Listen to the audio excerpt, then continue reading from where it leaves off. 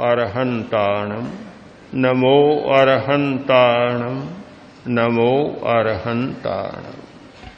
तीसरा मन को प्रशिक्षित करने का सूत्र वह है उपेक्षा का अभ्यास, यानी मध्यस्थ रहने का अभ्यास। मन की जटिलता ज्यादा बढ़ती है पक्षपात के कारण, और न जाने मनुष्य की कैसी प्रकृति है कि वह सीधा रहना नहीं चाहता, दाएं बाएं चला जाता, कभी इधर झुका कभी उधर झुका, एक पक्ष की ओर झुक जाता, तटस्थ नहीं रहता। यह तटस्थता, मध्यस्थता उपेक्षा के बिना संभव नहीं। मन को एक ऐसा अभ्यास देना प्रशिक्षित करने के लिए कि वह तटस्थ रह सके। तटस्थ होने का मतलब द्वंद्वातीत जीवन जी सके। द्वंद्वातीत जीवन हमारे भारतीय दर्शन का बहुत बड़ा एक सूत्र है, द्वंद्वातीत होना। वेदांत का सूत्र है अद्वैत। अद्वैत का मतलब द्वंद्वातीत होना, जहां दूसरा कोई नहीं, अकेला, केवल ब्रह्म है, उसके सिवाय कोई नहीं। यह द्वंद्वातीत अवस्था। और बहुत सारे दर्शनों का सूत्र है मोक्ष। मोक्ष का मतलब द्वंद्वातीत, जहां दूसरा कोई नहीं। दूसरा है जैन दर्शन, सांख्य दर्शन अनंत आत्माओं को मानता है और प्रत्येक आत्मा की स्वतंत्र सत्ता को स्वीकारता है। आत्मा रहती है पर मोक्ष में द्वंद्व नहीं है, दूसरा कोई नहीं है, पर कोई किसी से संबंध नहीं, कोई किसी से लगाव नहीं, कहीं कोई टकराव नहीं।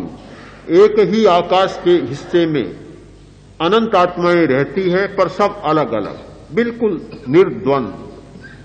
तो यह निर्द्वंद्व चेतना का विकास, यह भारतीय दर्शन का बड़ा महत्वपूर्ण सूत्र है।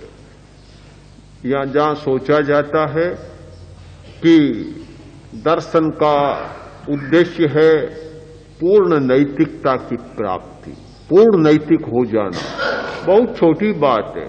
नैतिकता एक समाज के संदर्भ में होती है, किंतु निर्द्वंद होना किसी सामाजिक संदर्भ में नहीं है। यह सामाजिक संदर्भ से परे की बात है।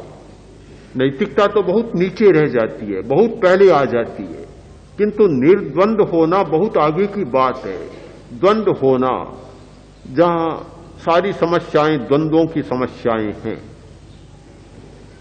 अगर द्वंद्व मुक्त हो जाए, कोई समस्या बचती है क्या? सुख और दुख, द्वंद्व का मतलब दो होना। सुख और दुख एक जोड़ा है, द्वंद्व है, तो इसीलिए समस्या है। दुख तो समस्या है ही, पर क्या सुख समस्या नहीं है? निश्चित समस्या है, क्योंकि सुख है इसीलिए तो दुख होता है। अगर सुख नहीं होता तो दुख भी नहीं होता। हम एक को समस्या मानते हैं, दूसरे को नहीं मानते, किंतु अगर सत्य का दर्शन होगा तो दोनों साथ में जुड़े हुए। प्रशंसा और निंदा एक जोड़ा है, एक द्वंद्व है।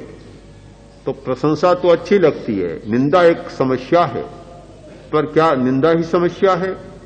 अगर प्रशंसा नहीं होती तो निंदा की बात ही नहीं होती।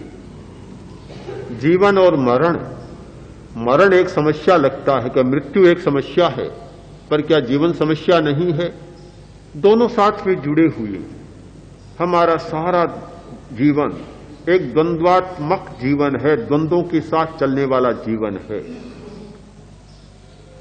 एक अभ्यास निर्द्वंद्वता का अभ्यास देना होगा मन को। ऐसे सुनने से, कहने से, पढ़ने से नहीं होगा, अभ्यास देना होता। प्रेक्षा ध्यान में एक प्रयोग कराया जाता, आकाश दर्शन का। 1 घंटा का ध्यान का प्रयोग है आकाश दर्शन। केवल आकाश की ओर देखते चले जाएं, और कुछ नहीं करना है, केवल आकाश को देखना है। और बड़ा महत्वपूर्ण प्रयोग है इतना चित्त शांत और एकाग्र होता है।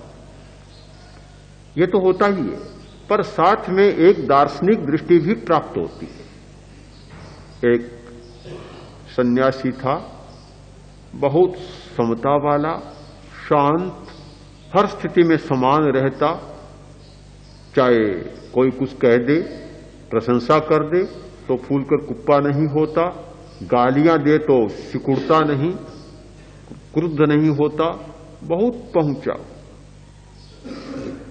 लोगों ने पूछा, ये महाराज आप हर स्थिति में समान कैसे रहते? बड़ा आश्चर्य, कैसे आप हर स्थिति में संतुलित रहते हैं, अपने संतुलन को कभी नहीं खोते, इसका राज क्या है? उसने कहा, मैंने एक मन को प्रशिक्षित किया, एक पाठ पढ़ा है। किससे पढ़ा? कोई गुरु मिला? कहाँ गुरु मिले हैं। कौन गुरु? नाम क्या जानना चाहते हैं? कि एक का नाम है आकाश और दूसरे का नाम है धरती। ये दो गुरु मुझे मिले, इनसे मैंने कोई पाठ पढ़ा। कैसे पढ़ा? कि मैं आकाश की ओर निहारता हूं तो देखता हूं कि कितना विशाल, असीम, अनंत, कहीं और छोर नहीं, इतना विशाल है। इतना विशाल वही हो सकता है जो द्वंद्वों से ऊपर रहता है, ऊपर रहता है। आकाश सबसे ऊपर। क्या आपके पैरों के नीचे आकाश नहीं है? मैं आपसे पूछना चाहता हूं, आपके पैरों के नीचे आकाश नहीं है क्या? है? आकाश नहीं है तो आप कहां है? आकाश में है। फिर भी जहां आकाश की बात आएगी सीधा ध्यान ऊपर चला जाएगा। आकाश का मतलब, किसी बच्चे से पूछो आकाश कहां का? ऊपर। ऊपर है, छत से भी ऊपर है। यानी आकाश का मतलब ऊपर हो गया। ऊपर क्यों? एक तर्क शास्त्र में, न्याय शास्त्र में एक बहुत सुंदर वाक्य आता है कि वर्षा तपाभ्याम किम व्योमनः चर्मण्यस्ति तयो फलम। चाहे तो वर्षा बरसे और चाहे गहरी धूप पड़े, वर्षा बरसती है तो आदमी भीग जाता है, धूप पड़ती है तो आदमी का शरीर गर्मा जाता है। पर इतनी वर्षा पड़ती है, आकाश भी कभी भीगता है क्या? देखा आपने कहीं आकाश भी भीग गया? आज तक नहीं भीगा। इस अनंत काल में नहीं भीगा और आगे भी भीगने वाला नहीं। इतनी गहरी धूप पड़ती है, क्या आकाश भी कभी गर्मा गया? एक बर्तन पड़ा है तांबे का, कांसे का, एकदम गर्म हो जाता है, पर आकाश भी इतनी धूप में रहता, कभी गर्म देखा क्या आपने? नहीं हुआ कभी गर्म। यह है ऊर्ध्वगामिता, ऊंचा होना। यानी न सर्दी का प्रभाव, न वर्षा का प्रभाव और न धूम का प्रभाव। इन सारे प्रभावों से मुक्त होना, उसका नाम है आकाश। तो मैंने आकाश से सीखा कि अप्रभावित रहना। दूसरा मेरा गुरु है धरती। मैंने धरती से सीखा कि सहिष्णु रहना, सहन करना बहुत बड़ी बात है, बहुत बड़ी समस्या है। आज के युग की सबसे बड़ी समस्या है असहिष्णुता, और सबसे बड़ी अच्छाई है सहिष्णुता, सहन करना। कोई किसी को सहन करना नहीं जानता। पुढ़वी समय मुनि हविज्जा, मुनि पृथ्वी के समान बने। यानी पृथ्वी पर क्या क्या नहीं होता, खोदा जाता है, कुरेदा जाता है, अपवित्र चीजें डाली जाती है, खेती की जाती है, सब कुछ किया जाता है, पर कभी पृथ्वी असहिष्णु नहीं बनती।